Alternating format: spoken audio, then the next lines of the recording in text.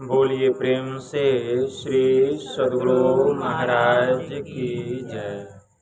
श्री सद्गुरु महाराज की जय।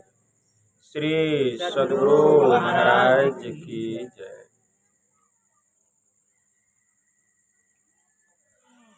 नमामि अमित ज्ञान रूपं कृपालं अगम बोधदाता सुबुद्धि निधि विशालम् क्षमाशीलयति धीर गंभीर ज्ञानम् धर्मकील बृहतीर समधीर ध्यानम् जगत त्राणकारी अघारी उदारम् भगत प्राण रूपं दयागुणपारम् नमो सतगुरुं ज्ञानदाता सुस्वामी नमामि नमामि नमामि नमामि नमामि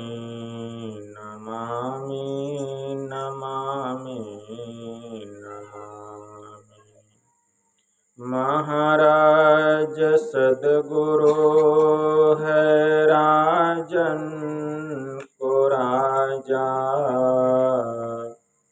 है जिनकी कृपा से सर सर्व काजा भने में ही सोई परम गुरु नमामि नमामि नमामि नमामि नमामि नमामि नमामि नमामि।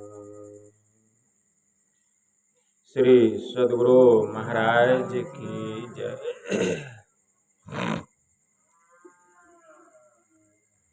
अव्यक्त रूप में परमाराध्य संत सद्गुरु महाराज के पावन कमल चरणों में बारंबार नमन। आदरणीय सत्संग प्रेमी गुरुजनों, भक्तिमती माताओं एवं धर्मशिला बहनों, आप लोगों को सर्वविदित हो चुका है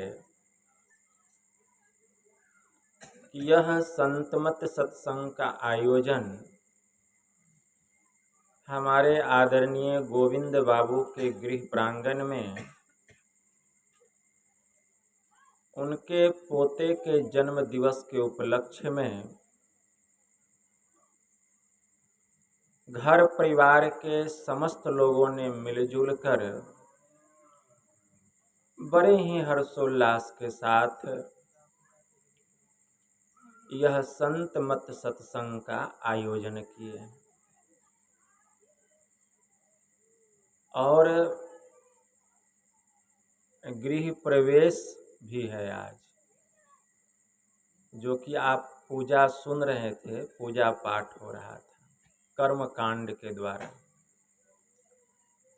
लेकिन यह जो सत्संग है इसको ज्ञान कांड कहा गया है।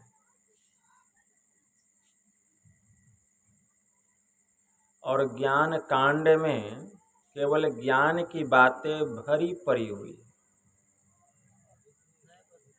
अभी संत स्तुति और गुरु वंदना से पाठ का शुभारंभ हुआ। हम लोगों ने अति ही मनोयोग पूर्वक भक्ति युक्त ढंग से पाठ का श्रवण किया। तत्पश्चात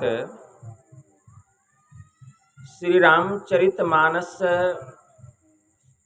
सार सटीक प्रथम सोपान बालकांड से भी हम लोगों ने पाठ का श्रवण किया।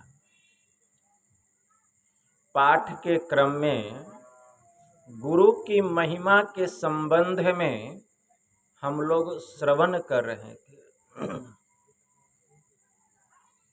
गुरु की महिमा, गुरु जो शब्द है यह दो अक्षरों से मिल करके बना है। पहला अक्षर है गु और दूसरा अक्षर है रू। गु का अर्थ क्या होता है? अंधकार, और रू का अर्थ होता है प्रकाश। मतलब जो हमें अंधकार से प्रकाश मंडल में लेकर के जाए वही गुरु है। अनेक अर्थों में गुरु का एक दूसरा अर्थ भी होता है। गु का अर्थ होता है गुप्त, और रू का अर्थ होता है प्रगट। मतलब जो परमात्मा, यहाँ हलचल नहीं कीजिए, बच्चे को ले जाइए। सत्संग 1 घंटा करेंगे, बंद कर देंगे। ध्यान से सुनिए।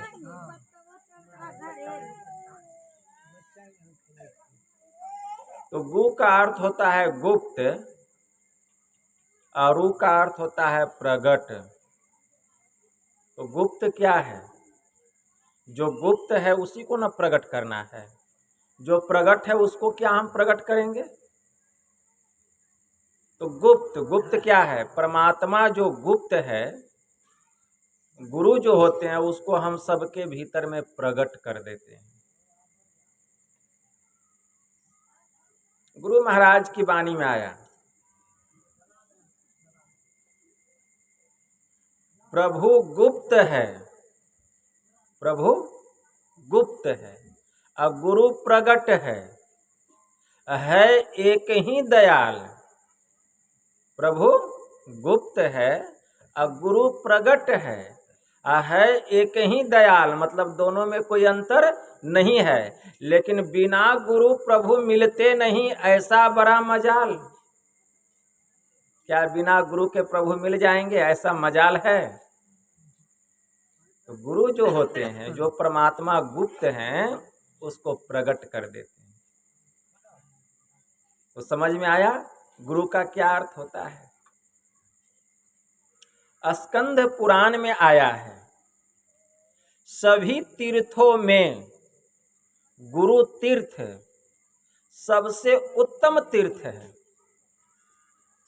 क्योंकि गुरु के अनुग्रह से ही शिष्य को लौकिक आचार व्यवहार का ज्ञान प्राप्त होता है,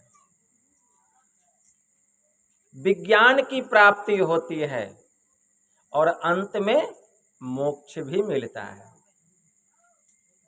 जैसे सूर्य दिन को प्रकाशित करता है, चंद्रमा रात्रि को प्रकाशित करती है, और एक छोटा सा दिया घर के भीतर में प्रकाश करता है। लेकिन जो गुरु होते हैं वे अपने शिष्य के हृदय के अंधकार का हरण करके उनके हृदय को दिन रात प्रकाशित करने वाले जो होते हैं वह गुरु कहलाते हैं। उसी को गुरु कहते हैं। तो गुरु सब नहीं होते हैं। गुरु का दर्जा सबको नहीं दिया जा सकता है।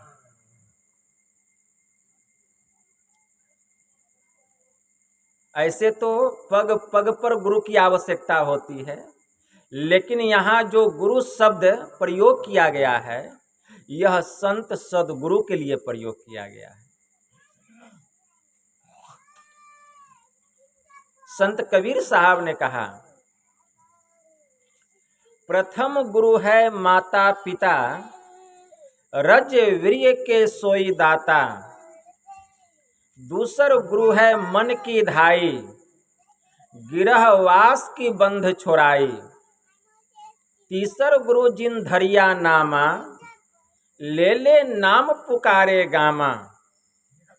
चौथे गुरु जिन शिक्षा दिन्हा, जगत व्यवहार सबे तब चिन्हा। अब पंचम गुरु जिन वैष्णव किन्हा, राम नाम का सुमिरन दिन्हा। छठे गुरु जिन भरमगर तोरा, द्विधा मेरी एक से जोरा। सातम गुरु जिन सत शब्द लखाया, जहां का तत्व तहां समाया। कबीरा सात गुरु संसार में, असेवन सब संसार। सतगुरु सोई जानिए, जो भवजल उतारे पार। उसी को हम संत सदगुरु कहते हैं, जो हमारे हृदय के तम का हरण करके हमारे हृदय को प्रकाशित कर दे और इस आत्मा को परमात्मा से मिला दे, इस भवसागर से छुटकारा दिला दे। उसी को संत सदगुरु कहा गया है। ऐसे संत सदगुरु की महिमा, उनकी स्तुति कर रहे हैं कौन? गोस्वामी तुलसीदास जी महाराज। सुने ना, बंदौ गुरुपद कंज, कृपा सिंधु नर रूप हरि। महामोहतम पुंज, जासु वचन रवि कर निकर। क्या कह रहे हैं गोस्वामी जी? कृपा के सागर, नर के रूप में नारायण, जिनका वचन अज्ञानता रूपी रात्रि को नाश करने के लिए सूर्य की किरणों का समूह है, ऐसे गुरु के चरणों की मैं वंदना करता हूँ, वंदना करता हूँ। कृपा के सागर, नर के रूप में क्या है? नारायण, जिनका वचन अज्ञानता रूपी रात्रि को नाश करने के लिए सूर्य की किरणों का समूह। ऐसे गुरु के चरणों की मैं वंदना करता हूं। बताइए गुरु कैसे होते हैं? इसलिए गुरु का दर्जा सबको नहीं मिल सकता है, और जब तक ऐसे गुरु के शरण में हम नहीं जाएंगे, ज्ञान प्राप्त होने वाला नहीं है। गोस्वामी जी ने लिखा, बिनु गुरु होहि की ज्ञान, ज्ञान की होहि वैराग्य बिनु। गावहि वेद पुराण, असुख की लहिए हरि भगति बिनु। क्या बिना गुरु का ज्ञान हो सकता है? क्या बिना ज्ञान का वैराग्य हो सकता है? वेद और पुराण ऐसा कहते हैं। क्या बिना ईश्वर की भक्ति किए जीव को सुख मिल सकता है? कदापि नहीं। इसलिए ईश्वर की भक्ति करने के लिए हमें युक्ति चाहिए। ईश्वर की भक्ति करने के लिए क्या चाहिए? युक्ति। बिना युक्ति का भक्ति होगा? और युक्ति कौन बतलाएंगे? ईश्वर बतलाएंगे आकर के, परमात्मा बतलाएंगे, युक्ति गुरु बतलाएंगे। और ऐसे जो संत सदगुरु होते हैं, परमात्मा स्वयं इस धरती पर ऐसे संत को भेजते हैं। वेद में दूसरा मंत्र आया है, ओम युक्तवाय। वेद में मंत्र आया है। वेद भगवान उपदेश कर रहे हैं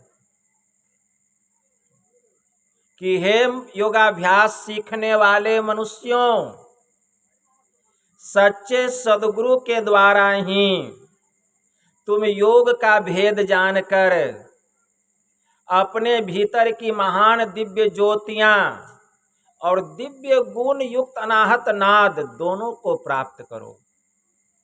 और वह संत सद्गुरु जिनसे इस योग का भेद जानना चाहिए, इसके लिए निमित्त मतलब मात्र ईश्वर से इस प्रकार की स्तुति करो कि हे जगत प्रसव करता ईश्वर, आप ऐसे विद्वानों को, ऐसे संत सद्गुरु को इस धराधाम पर भेजें जिनसे योग का भेद जानकर हम अपने भीतर की महान दिव्य ज्योतियां और दिव्य गुण युक्त अनाहत नाद दोनों को जान सकें और आपको पहचान सकें। ओम युक्त्वा सविता देवांसवर्यतो धिया दिवम बृहज्योतिः करिष्यतः सविता प्रसूवातिता। वेद भगवान का उपदेश है। तो ऐसे संत सद्गुरु को कौन भेजते हैं? परमात्मा भेजते हैं।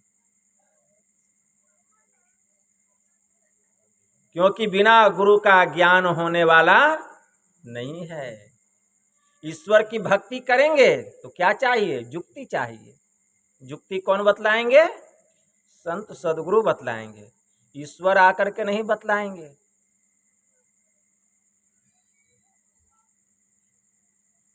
परम पूज्य साहिब स्वामी जी महाराज की वाणी में आया, सत्संग बिना सोचो मानव जग में वह ज्ञान कहाँ होगा।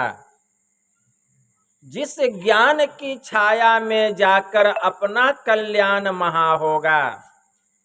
सत्संग में संत वचन रूपी ज्ञान की गंगा बहती है।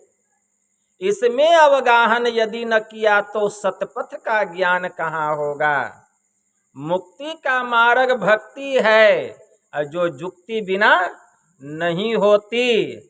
युक्ति से यदि भक्ति न किया तो भव से त्राण कहाँ होगा।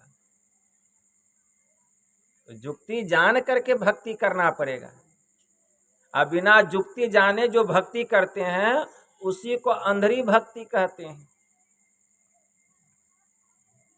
हमारे गुरुदेव ने कहा, संतन मत भेद प्रचार किया गुरु साहब बाबा देवी ने। थे अंध बने फिरते बाहिर, अंतर पथ भेद न थे जाहिर। हमें बोधि बुझाए सुझाए दिया गुरु साहब बाबा देवी ने। बंद कराए पलक पट को, कहे अब बाहर में तुम मत भटको। जब युक्ति मिल जाता है तो बाहर की भटकन समाप्त हो जाती है। जब तक युक्ति नहीं मिला है हम बाहर में भटक रहे हैं। गुरु नानक देव जी महाराज की वाणी में आया, सतगुरु भेंटे तो सहसा छूटे, धावतु वर्जी रहाइये। निझर झरे सहज धुनि लागे, अरे घर ही परचा पाइए। जब संत सद्गुरु मिल जाते हैं तो बाहर की भटकन समाप्त हो जाती है। क्योंकि संत सद्गुरु हमें युक्ति बतला देते हैं भक्ति करने की। कहाँ बाहर में अपने भीतर में ध्यान लगाने की क्रिया बतला देते हैं, योगिक क्रिया। और उस योगिक क्रिया को जानकर जब भीतर में ध्यान लगाते हैं तो भीतर में ही परमात्मा प्राप्त हो जाते हैं, ज्ञान की प्राप्ति हो जाती है, पर्चा मिल जाता है। घर ही पर्चा पाइए, मुक्ति मिल जाती है। इसीलिए मुक्ति कोई बाहर की चीज नहीं, मुक्ति तो अपने भीतर की चीज है। जब भी मिलेगी भीतर में मिलेगी, बाहर में मुक्ति मिलने वाली नहीं है। संत पलटू साहब की वाणी में आया, मुक्ति मुक्ति सब कोई कहे, मुक्ति कहो कहाँ पाइए जी। मुक्ति को हाथ और पांव नाही, किस भांति सेती दिखलाइए जी। अरे ज्ञान ध्यान की बात बूझिए, या मन को खूब समझाइए जी। अरे पलटो मुँह पर किन्ह देखा, जीवत ही मुक्त हो जाइए। मरने के बाद कौन देखा मुक्ति मिली कि नहीं? इसलिए जीते जी मुक्ति प्राप्त कर लो तो मरने पर भी मुक्त हो जाओगे। तो मुक्ति को पाने के लिए भक्ति करना पड़ेगा, क्योंकि बिना भक्ति का मुक्ति नहीं मिलता है। और भक्ति करने के लिए जुक्ति चाहिए, जो बिना संत सदगुरु का नहीं मिलता है। इसलिए गुरु के शरण में तो जाना ही पड़ेगा। जब तक उनके शरण में नहीं जाएंगे कल्याण किसी का होने वाला नहीं। गुरु नानक देव जी महाराज की वाणी में आया,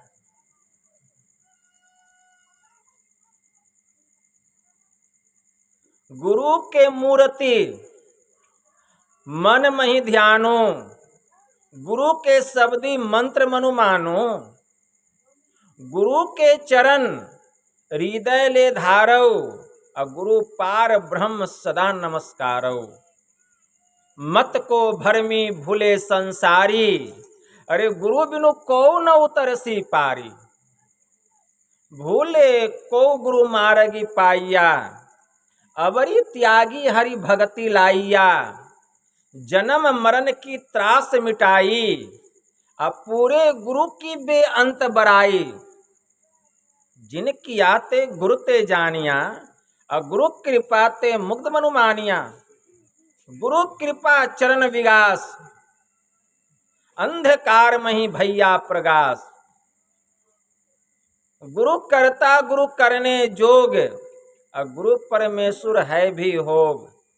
कह नानक प्रभु यहू जनाई, बिनु गुरु मुक्ति न पाइए भाई। तो क्या बिना गुरु का किसी को मुक्ति मिला है? और न मिलने वाला है।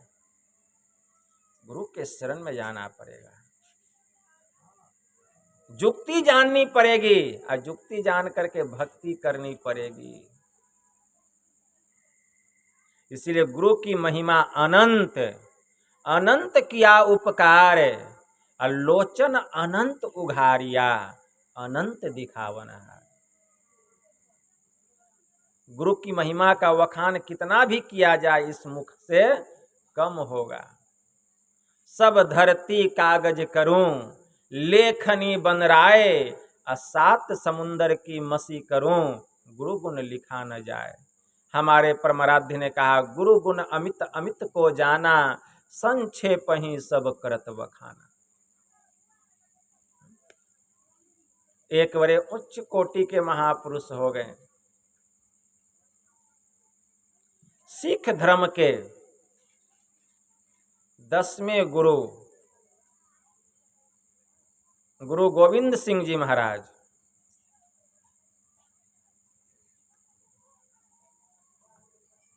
उस समय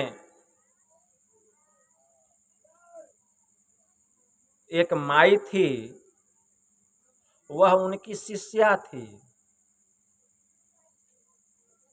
और उस माई को एक भी संतान नहीं था। वह माई उम्मीद लेकर के गुरु महाराज के पास आई। गुरु गोविंद सिंह जी महाराज के पास आकर कहती है कि हे गुरुदेव, 25 वर्ष गुजर गए मेरे विवाह के, लेकिन एक भी संतान नहीं हुआ। 25 वर्ष गुजर गए, आप बतलाइए मुझे देख करके कि मेरे भाग्य में संतान का सुख है कि नहीं है।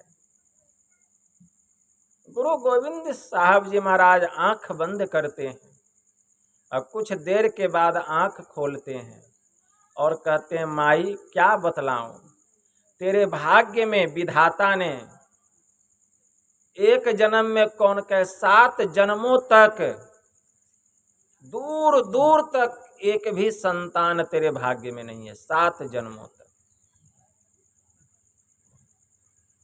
वह माई बड़ी दुखी हो गई कि परमात्मा ने मेरे भाग्य में एक भी औलाद का सुख इस जन्म में कौन के 7 जन्मों तक मेरे भाग्य में औलाद का सुख नहीं। तो माई भी सोच ली कि जब ईश्वर ने मेरे भाग्य में संतान का सुख नहीं लिखा है तो कोई क्या कर सकता है। वह उदासीन होकर के दुखी मन से गुरु महाराज के पास से वापस लौटने लगी, क्योंकि गुरु महाराज ने कहा कि जा माई अपने घर, मैं क्या कर सकता हूं। जब लौटने लगी, जैसे दरवाजे से बाहर निकली, गुरु गोविंद साहब जी महाराज का एक शिष्य, बड़ा भोला भाला, बड़ा सीधा साधा, उसका नाम था बेला। वह देखता है कि माई बड़ी उदासीन होकर, दुखी होकर के जा रही है, हमारे गुरु महाराज का दर्शन करे और कोई दुखी होकर के जाए, यह कैसे हो सकता है। तो वह उस माई को अपने पास बुलाते हैं, कहते हैं माई क्या बात है, तू इतनी दुखी क्यों है, इतनी उदास क्यों है। माई सब बात सुना देती है। तो बेला कहता है माई अच्छा एक बात बतलाओ, गुरु महाराज ने तो तुमको कह दिया कि विधाता ने, परमात्मा ने 7 जन्मों तक तेरे भाग्य में औलाद का सुख नहीं लिखा है, लेकिन तू यह बतलाओ तुम गुरु महाराज को क्या मानती हो, ईश्वर मानती हो कि नहीं मानती हो। कहे कि हाँ मैं तो गुरु महाराज को साक्षात परमात्मा ही मानती हूँ। तो बेला कहते हैं कि जब तुम गुरु महाराज को परमात्मा मानती हो तो गलती उनकी है कि तुम्हारी है। तुम्हारे भाग्य में 7 जन्मों तक संतान का सुख उन्होंने ही नहीं लिखा है, इसलिए तुम घबराती क्यों हो। तुम जाओ अभी घर, कल स्नान करके नहा धो करके एक सफेद कागज ले लेना, एक कलम ले लेना, स्याही ले लेना और ले करके आना गुरु महाराज के पास और कहना कि गुरुदेव आपने कल मुझसे कहा था कि तुम्हारे भाग्य में ईश्वर ने दूर दूर तक 7 जन्मों तक कोई भी संतान का सुख नहीं लिखा है, तो तुम यही कहना गुरुदेव इसमें मेरा क्या दोष है, मैं तो आपको ही ईश्वर मानती हूँ, तो गलती आपकी न है। चलिए कोई बात नहीं, आप ऊपर लिखना भूल गए तो क्या हुआ, नीचे में ही लिख दीजिए मेरे भाग्य में औलाद का सुख। कागज लाई हूँ, कलम लाई हूँ, स्याही लाई हूँ, यहीं लिख दीजिए। ऊपर लिखने में आपसे चूक हो गई तो यहीं पर लिख दीजिए, यही कहना, फिर देखना होता क्या है। तो समझा बुझा करके पक्का कर दिया उस माई को। वह माई गई और दूसरे दिन सुबह स्नान करके कागज कलम स्याही लेकर के चली और गुरु महाराज के पास आई। और गुरु महाराज जा रहे थे घोड़े पर सवार होकर के मुगलों से युद्ध करने के लिए। अब निकलने वाले थे, घोड़े पर सवार थे, उसी समय माई आ गई और आ करके कहती है, प्रणाम करती है गुरु महाराज को, कहती है गुरुदेव मैं तो आपको ही ईश्वर मानती हूँ और आपने कल मुझे कहा कि ईश्वर ने तेरे भाग्य में 1 जन्म तक कौन के 7 जन्मों तक औलाद का सुख नहीं लिखा है, तो प्रभु इसमें मेरा क्या कसूर है, मैं तो आपको ही ईश्वर मानती हूँ। अगर आप ऊपर लिखना भूल गए मेरे भाग्य में औलाद का सुख तो नीचे ही लिख दीजिए, मैं कागज लाई हूँ, कलम लाई हूँ, स्याही लाई हूँ, लिख दीजिए, मैं तो आपको ही ईश्वर मानती हूँ। अब गुरु गोविंद साहब जी महाराज भी मौन हो गए, अचंभित हो गए। अब क्या करें, कुछ बोल भी नहीं पा रहे हैं। फिर मन में सोचते हैं अच्छा एक ठो औलाद इसके भाग में लिख देते हैं। तो कलम ले लेते हैं और स्याही में डुबाते हैं और कागज पर एक जैसे लिखने लगते हैं, घोड़ा इतना जोर से उछलता है कि वह एक का जो लकीर नीचे आया था नीचे आके ऊपर उठ गया, मतलब बन गया 1 से 7। अब गुरु गोविंद साहब जी महाराज कहते हैं ले माई अब तेरे भाग में 1 नहीं 7 औलाद होगा, 7 औलाद होगा। और आगे चल करके वह माई 7 बच्चे को जन्म देती है।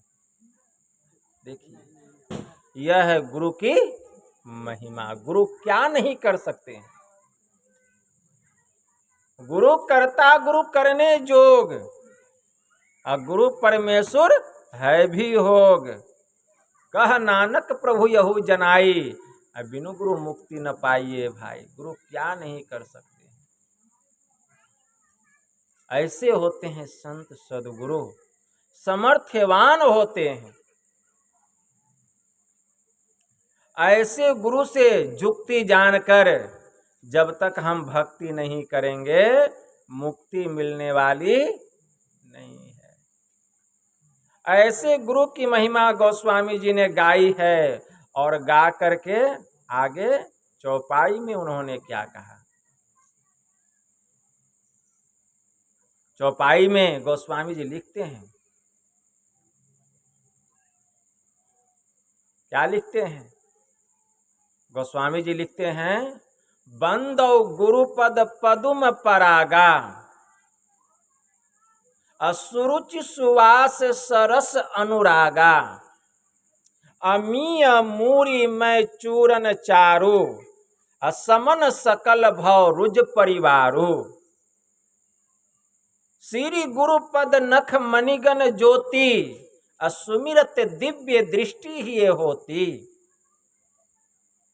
दलन मोह तम सो प्रकाशो, बड़े भाग उर आवई जासो, उघर ही विमल बिलोचन ही के, मिटही दोष दुख भव रजनी के, सूझही राम चरित मणि मानिक, गुप्त प्रगट जह जो जही खानिक, जथा सुअंजन आंजी धृग, असाधक सिद्ध सुजान, कौतुक देखहि शैल वन, भूतल भूरी निधान। तो स्वामी जी लिखते हैं कि बंदो गुरुपद पदुम परागा, मैं गुरु महाराज के चरण रज को प्रणाम करता हूं, जो कि अच्छी रुचि और प्रेम को उत्पन्न करने वाली यह जो चरण रज सुगंधित और सार गर्भित है। गुरु महाराज का चरण रज, गुरु महाराज का चरण रज किसको कहा गया जानते हैं? इसको उठाइए, सो रही है, ध्यान से सुनो। चरण रज कितने प्रकार का बतलाया गया है? चरण रज 3 प्रकार का होता है। पहला होता है मिट्टी रूप चरण रज, दूसरा होता है नैसर्गिक आभा रूप चरण रज, और तीसरा होता है ब्रह्म ज्योति रूप चरण रज। यही 3 प्रकार का चरण रज होता है। मिट्टी रूप जो चरण रज है, इसको सर्वसाधारण जन अपने माथे पर तिलक के रूप में लगाते हैं, और यह जो चरण रज है मन रूपी दर्पण के समस्त मैल को हरण कर लेती है, जो इस चरण रज को अपने मस्तक पर, अपने ललाट पर लगाते हैं और हमारे मन को पवित्र बना देती है। यह मिट्टी रूप चरण रज। गोस्वामी जी ने रामचरितमानस में लिखा,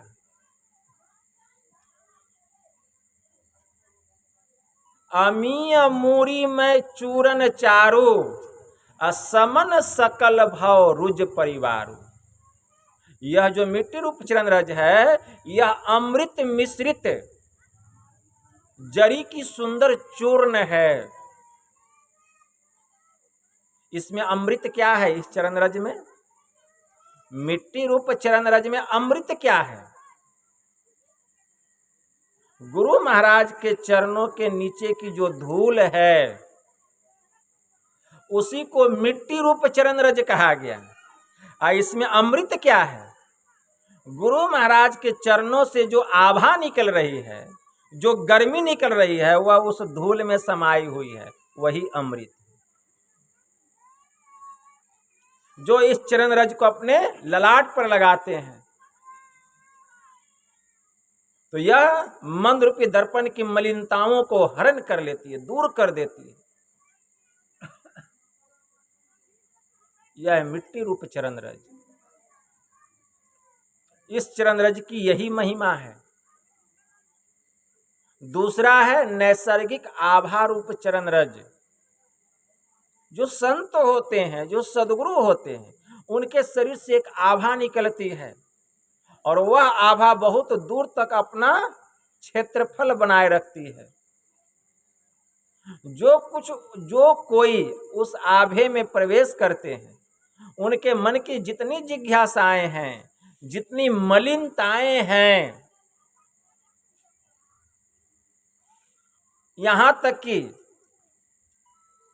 जितने भी प्रकार की शंकाएं हैं, सब समाप्त हो जाती। यह नैसर्गिक आभा रूप चरण रज की महिमा है।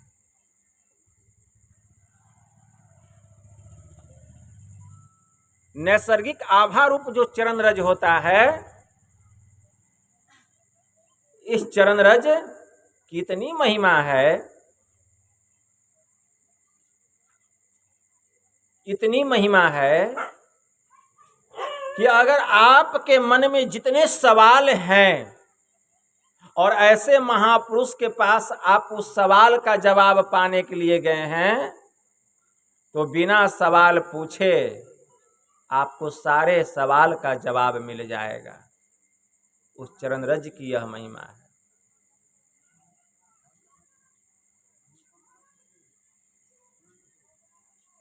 एक महात्मा हो गए, महात्मा सुकरात।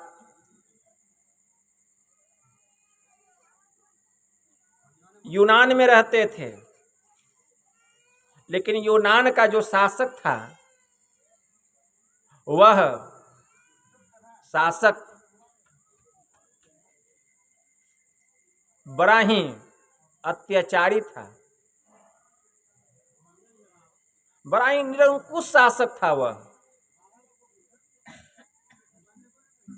वह अपने मंत्री के बात पर आकर के महात्मा सुकरात को कहा कि हे सुकरात, तुम अपने विचारों में परिवर्तन करो।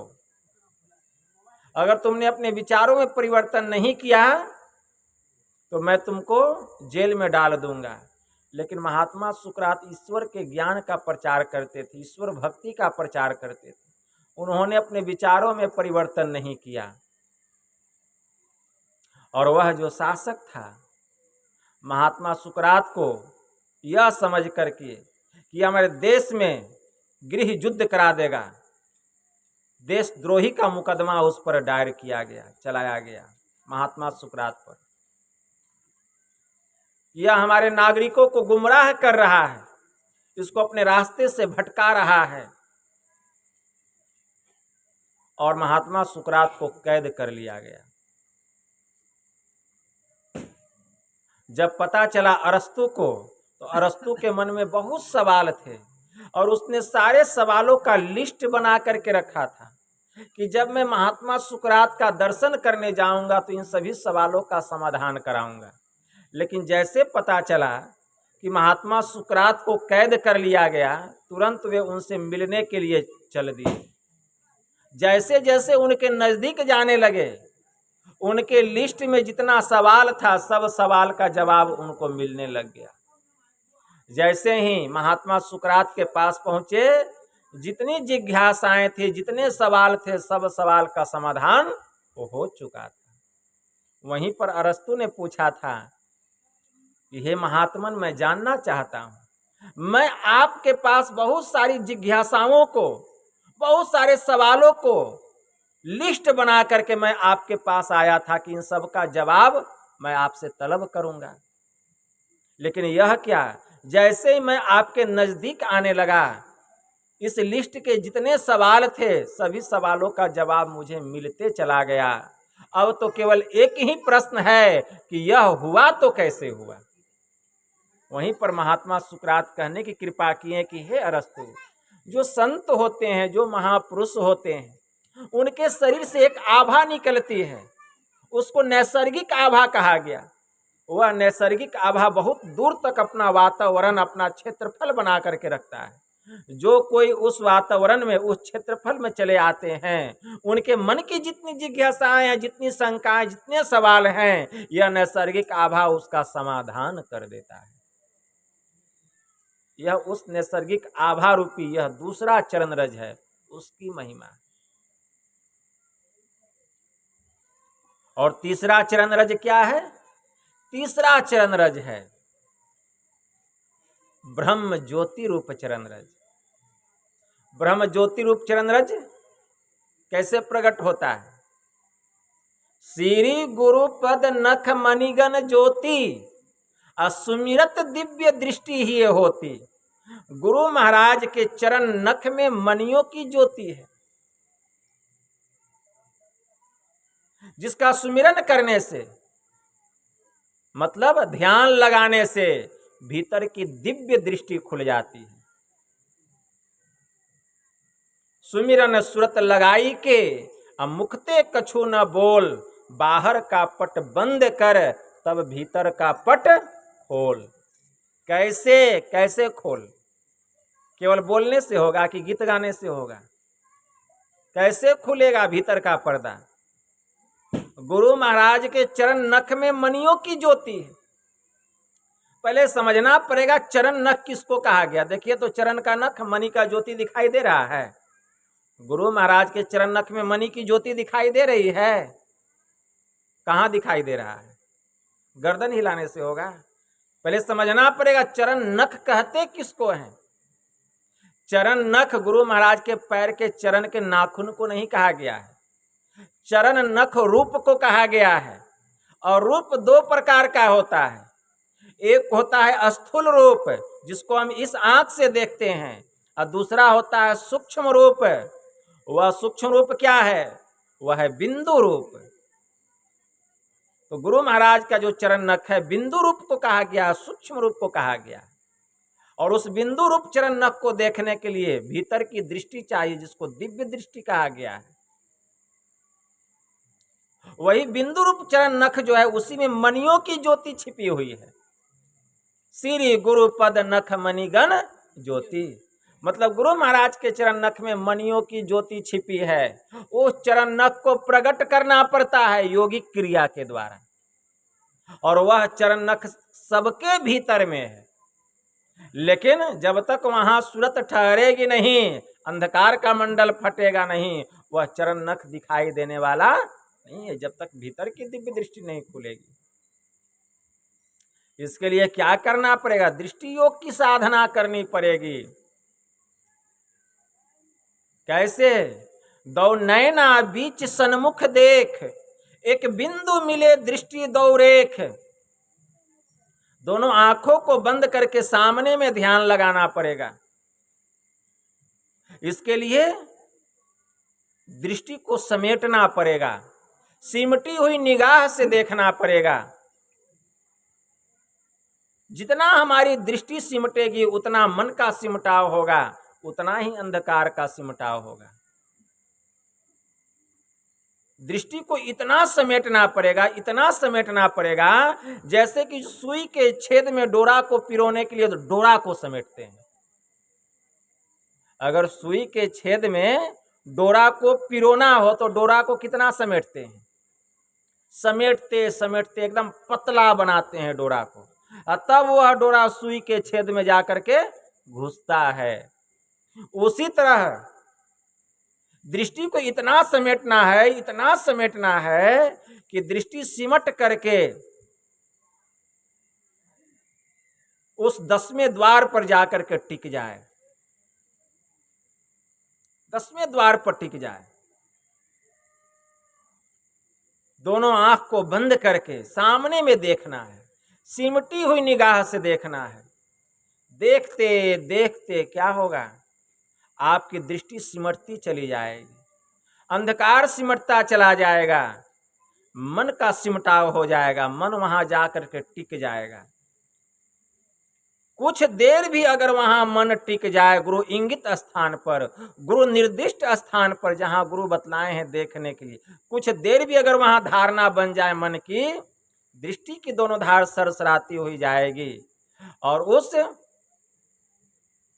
तिल बिंदु पर जाकर के टकराएगी। क्यों? हमारी दृष्टि सिमट गई, इसलिए यह जो अंधकार पहाड़ के जैसा था तिल बिंदु के जैसा हो गया। और उस तिल बिंदु पर जाकर के जैसे दृष्टि टकराएगी, वहां ब्रह्म ज्योति की चिंगारी निकलेगी, ब्रह्म ज्योति का प्रकाश होगा, लेकिन प्रकाश फिर समाप्त हो जाएगा। क्यों? हमारी दृष्टि वहां से हट गई। सावन सुखमन दृष्टि आनत, दामिनी छिन छिन दम कई, अहिल डोल तजी सुरत थिर करी, अप्रणव तार उगाइए। गुरु महाराज की वाणी में आया। फिर वहां दृष्टि को अस्थिर करना पड़ेगा। बार बार अभ्यास करते करते दृष्टि की दोनों धार वहां जा करके मिलेगी, वह तिल खिड़की खुलेगी और वहीं पर चमचमाता हुआ ज्योतिर्मय बिंदु प्रकट हो जाएगा। वही ये गुरु का चरण नख है, आपके भीतर की दिव्य दृष्टि खुलेगी और उस चरण नख से, उस बिंदु से तेजस बिंदु परम ध्यानम विश्वात्म हृदय संस स्थितम, ठीक है ना, आपके योग हृदय में वह ज्योतिर्मय बिंदु प्रकट होगा। और जैसे वह बिंदु प्रकट होगा, आपके बाहर भी प्रकाश होगा और आपके भीतर भी प्रकाश होगा। और तब दमन मोह सम सो प्रकाशो, अब बड़े भाग उर आवई जासु। बड़े भाग्यशाली होते हैं वे साधक या साधिकाएं जिनके अंतःकरण में यह ब्रह्म ज्योति प्रकट होता है। उघर ही विमल बिलोचन ही के, मिटही दोष दुख भव रजनी के। उघर ही विमल बिलोचन ही के, भीतर के दोनों निर्मल नेत्र खुल जाते हैं और अज्ञानता रूपी रात्रि के जितने दोष हैं, जितने पाप ताप संताप हैं, सब मिट जाता है। मिटही दुख दोष भव रजनी के, सब समाप्त हो जाता है। सूझही राम चरित मणि मानिक, प्रभु का सुंदर चरित्र दिखलाई देता है उस मणि के प्रकाश में। गुप्त प्रगट जह जो जही खानी, चाहे जिस खानी का हो। जथा सुअंजन आंजी धृग, साधक सिद्ध सुजान, कोतुक देखहि शैल वन, अभूतल भुरी निधान। उस मणि से जो ब्रह्म ज्योति निकल रहा है, उस ब्रह्म ज्योति को साधक अपनी आंखों में अंजन की तरह लगा करके वह सुबोध ज्ञानी हो जाता है। और बहुत से पहाड़ों में, जंगलों में, कंदराओं में, धरतियों में क्या छिपा हुआ है, सब खजानों को वह देख लेता है। भीतर की दिव्य दृष्टि खुल जाती है।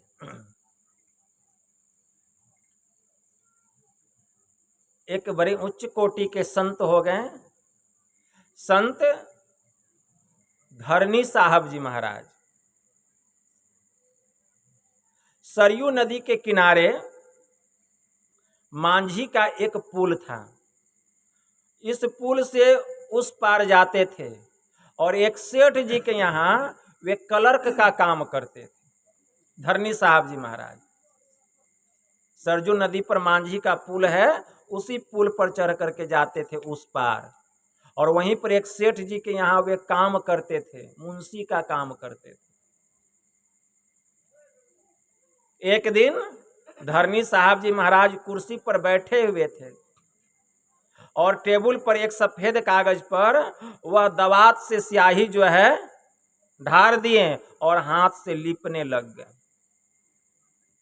तो आते हैं सेठ जी, देखते हैं और कहते हैं, धरनीश जी आप क्या कर रहे हैं? आप सफेद कागज पे इतना स्याही गिरा कर किसको लिप रहे हैं? तो धरनी साहब जी महाराज कहते हैं कि नहीं साहब, विश्वनाथ जी के मंदिर में अभी आरती हो रही थी और आरती करते करते वहां का पट जल गया उसी आग को मैं बुझा रहा हूं, उसी आग को मैं बुझा रहा हूं। अगर आपको विश्वास नहीं तो किसी आदमी को भेजिए और वहां पता लगाइए। तो सेठ जी भेजते हैं अपने एक नौकर को कि जाओ पता लगा करके आओ।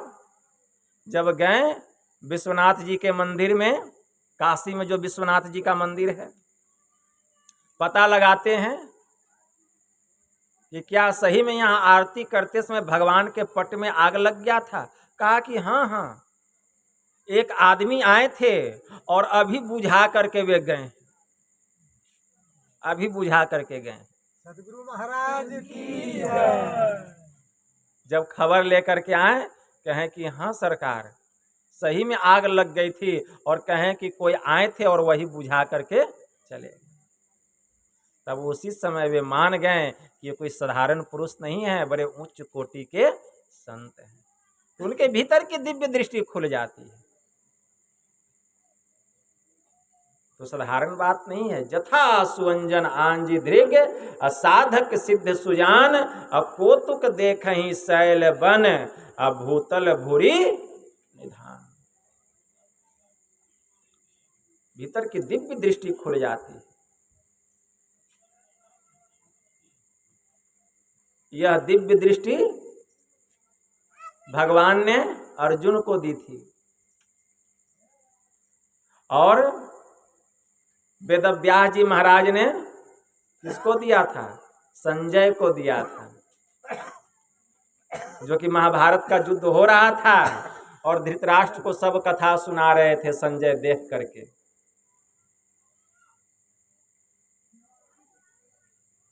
लेकिन जो परिश्रम करके इसको प्राप्त करता है वही जानता है इसका क्या महत्व है।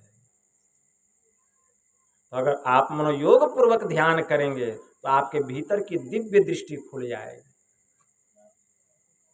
भगवान शिव जी को 3 आंख और हमको 2 ही आंख, पिता को 3 पुत्र को 2, ऐसा हो सकता है? कदापि नहीं। लेकिन भगवान शिव का जो तीसरा नेत्र है वह प्रगट है और हम लोगों का बंद है, दिखाई नहीं दे रहा है। कारण क्या है? भगवान शिव ने जिस क्रिया विशेष विधि के द्वारा उस विमल नेत्र का विमोचन किया, विमोचन करके विलोचन किया और विलोचन करके उन्होंने त्रिलोचन की संज्ञा पाई, वही क्रिया विशेष विधि हमें भी करना पड़ेगा। तो भगवान शिव जी क्या करते थे? भगवान शिव जी सुषुम्ना में ध्यान लगाते थे। पढ़िए सत्संग योग, योग सिखोपनिषद में मंत्र आया है। भगवान शिव जी का महावाक्य है, सुषुम्नायम यदा योगी क्षणे कंपी तिष्ठति। सुषुम्नायम यदा योगी क्षणार्धम्पि तिष्ठति। सुषुम्नायम यदा योगी सुल्लग्नो लवनाम्बुवत। सुषुम्नायम यदा योगी लीयते क्षीरनिर्वत। भिद्यते च तदा ग्रंथि छिद्यन्ते सर्व संशया। क्षीयन्ते प्रमाकाशे ते यान्ति प्रमाम गति। भगवान शिव जी ने ब्रह्मा जी से कहा कि हे ब्रह्मा जी, सुषुम्ना में जब जोगी एक क्षण भी ठहरता है, अगर एक क्षण नहीं ठहर सका तो सुषुम्नायम यदा योगी क्षणार्धम्पि तिष्ठति।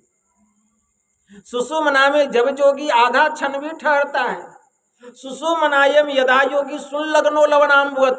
सुषुम्ना में जब जोगी नमक और पानी के समान घुल जाता है।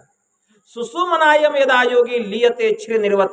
सुषुम्ना में जब जोगी दूध और पानी के समान मिल जाता है, परिणाम क्या होता है? भिद्यते च तदा ग्रंथि छिद्यन्ते सर्व संशया। क्षीयन्ते प्रमाकाशे ते यान्ति प्रमाम गतिम। तब हृदय ग्रंथि का भेदन होता है। स्थूल शरीर से हमारी सूरत 4 अंतःकरण की इंद्रियां मन बुद्धि चित्त और अहंकार के साथ निकलती है, 10वें द्वार में प्रवेश करती है, सुषुम्ना में प्रवेश करती है। क्षीयन्ते प्रमाकाशे ते यान्ति प्रमाम गतिम। और यह सूरत ब्रह्म ज्योति और ब्रह्मनाद के धार को धर करके सीधे परमात्मा के परम पद को प्राप्त करती है। भगवान शिव जी ने कहा तो भगवान शिव ऐसी साधना करते थे, ध्यान लगाते थे। क्या हम लोग ऐसा ध्यान लगाते हैं? हम लोग भगवान शिव के भक्त कहलाते हैं, लेकिन भगवान शिव जो कहते हैं वो करते नहीं हैं, उनकी आज्ञा का पालन नहीं करते हैं। हम कैसे भक्त हैं? वे क्या करने के लिए कह रहे हैं और हम क्या कर रहे हैं? भगवान शिव ध्यान लगाने के लिए कह रहे हैं, कहाँ? सुषुमना में, लेकिन पता ही नहीं है कि सुषुमना है कहाँ, ये भी पता नहीं। ध्यान कहाँ से लगाएंगे? इसी के लिए गुरु के शरण में जाना पड़ेगा। भगवान शिव भी गुरु के शरण में गए। इनके गुरु का नाम था अंगिरा ऋषि। भगवान शिव जी का महावाक्य है कि जब तक गुरु के शरण में नहीं जाएंगे यह ज्ञान प्राप्त होने वाला नहीं है। गुरु के शरण में जाना पड़ेगा। कर्णधारम गुरुम प्राप्य तद्वाक्यम पल्लव डढ़िरम अभ्यास वासना सत्यात्रंती भवसागरम। कर्णधार संत सदगुरु रूपी मल्लाह को पाकर और उनके महावाक्य रूपी नौका की शक्ति को पाकर अभ्यास करते करते एक दिन यह जीव संसार रूपी सागर को पार कर जाता है। भगवान शिव जी का महावाक्य। तो ध्यान करेंगे तब ना। दौड़ने से काम चलेगा कि इधर उधर जा करके पूजा पाठ करने से काम चलेगा? तीर्थे दाने जपे याज्ञे काष्ठे पसान के सदा शिवम पश्यति मूढ़ात्मा शिवे देहे प्रतिष्ठिते। श्री जबाल दर्शनोपनिषद में मंत्र आया। वह शिव तो हम सबके भीतर में है, लेकिन हम उसको तीर्थ में, दान में, जप में, यज्ञ में, काष्ठ में, पाषाण में शिव को ढूंढते हैं। कहाँ से मिलेगा? वह तो सबके भीतर में है। इसलिए अपने भीतर में ध्यान लगाओ। सुषुमनेव परम तीर्थम सुषुमनेव परो जपः सुषुमनेव परम ध्यानम असुषुमनेव परागतिः। भगवान शिव जी का महावाक्य है। सुषुमना ही प्रधान तीर्थ है, सुषुमना ही प्रधान जप है, सुषुमना ही प्रधान ध्यान है, और सुषुमना ही परम लय है। उसी में मन लय होता है। वहां ध्यान लगाना पड़ेगा। लेकिन हम बाहर में भटक रहे हैं। क्या होगा बाहर में भटकने से? श्री जबाल दर्शनोपनिषद में मंत्र आया, ज्ञान शौचम परित्यज्य बाह्ये यो रमते नरः सह मूढ़ कांचनम त्यक्त्वा लोष्ठम गृह्णाति सुब्रत। कि ज्ञान शौच को छोड़कर जो बाहरी शौच में पड़ा रहता है वह मूर्ख सोने को छोड़कर मिट्टी का ढेला हाथ में लेता है। ज्ञान शौच किसको कहा गया? इसी सत्संग को कहा गया। अब बाहरी शौच जो बाहर में भटक रहे हैं, इसीलिए निज तन में खोज सज्जन बाहर न खोजना, अपने ही घट में हरि है अपने में खोजना। कैसे? तिल द्वार तक के सीधे सुरत को खींचला, अनहद धुनों को सुन सुन चढ़ चढ़ के खोजना। बजती है 5 नौबते असुनी एक एक को, प्रति एक पे चढ़ी जाए के निज नाह खोजना। पंचम बजे धुर घर से जहां आप विराजे, और गुरु की कृपा से मैं ही तह पहुंची खोजना। निज तन में खोज सज्जन बाहर न खोजना। संत कबीर साहब ने कहा, कस्तूरी कुंडल बसे मृग ढूंढे बन माही, ऐसे घट में पीव हैं दुनिया जानत नाही। समझ पड़े तो घर में रहे पर्दा पलक लगाए, तेरा साहब तुझ में है अनत कहीं मत जाए। कहीं जाने की जरूरत नहीं। इसीलिए उस परमात्मा को अपने भीतर में खोजिए। इसके लिए गुरु से जुक्ति जान करके अपने भीतर में ध्यान लगाइए, तब कल्याण होगा, तब आप शिव के परम भक्त कहलाएंगे। बैठ जाइए। तो यही थोड़ा सा आप लोगों की सेवा में कहा। बस इतना ही कहकर मैं अपनी वाणी को यहीं विराम देता हूँ। बोलिए प्रेम से श्री सद्गुरु महाराज की। कल सुबह प्रातः भी सत्संग होगा, 6 बजे से स्तुति विनती प्रारंभ हो जाएगा। उसके बाद 9 बजे सत्संग खत्म हो जाएगा। हम यहाँ से 9:30 बजे निकल जाएंगे। श्री सद्गुरु महाराज की।